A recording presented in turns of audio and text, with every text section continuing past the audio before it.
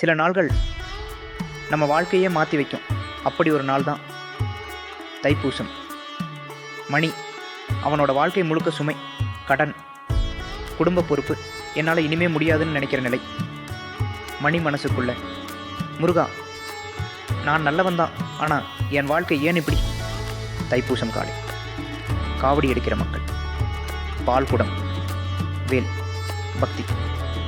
தை மாதம், பௌர்ணமி, பூசம் நட்சத்திரம், முருகன் அம்மா பார்வதியிடமிருந்து வேல் பெற்ற நாள். மணி காவடி தூக்கும் மக்களை பார்க்கிறான். மணி, இவ்வளோ கஷ்டப்பட்டு ஏன் இதெல்லாம்? ஒரு வயசான அம்மா காவடி எடுத்துக்கொண்டு நடக்கிறார். மணி, அம்மா இப்படி கஷ்டப்படுறது ஏன்? மூதாட்டி சிரிச்சு, கஷ்டமாக தெரியுது, கண்ணுக்கு தான் கண்ணா, மனசுக்கு இல்லை. மணி, அப்படின்னா?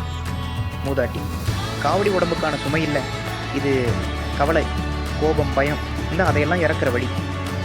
மணி மெதுவாக காவடி எடுக்கிறான், கண்ணில் கண்ணீர்.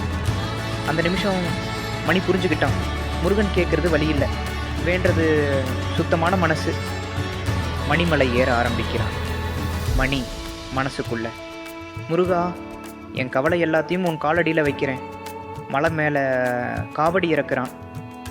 காவடி இறங்கும்போது சுமை இறங்கலை, அகங்காரம் இறங்குச்சு, பயம் இறங்குச்சு, நம்பிக்கை வந்துச்சு.